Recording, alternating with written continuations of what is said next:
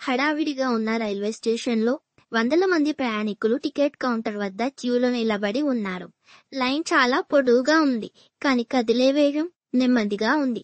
ఒక వ్యక్తి క్యూ నుంచి బయటకు వస్తాడు. అతను లైన్ వదిలేసి వెనక్కి తిరిగి చూస్తాడు. మరో కౌంటర్ దగ్గర వెళ్లి చూస్తాడు. ఆశ్చర్యంగా అక్కడ ఒక్కడు కూడా ఉండరు. అతను ముందుకు వెళ్లి ఓ ప్రయత్నం చేశాడు. కేవలం 1 నిమిషంలో టికెట్ వచ్చేస్తుంది. అతను వెనక్కి తిరిగి చూశాడు.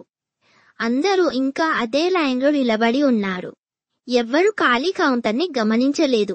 ఎందుకంటే వాళ్ళు కేవలం ఇతరుల్ని అనుసరిస్తూ ముందుకు సాగుతున్నారు. ఇవన్నీ గమనించిన అతనికి ఒక ఆలోచన వచ్చింది.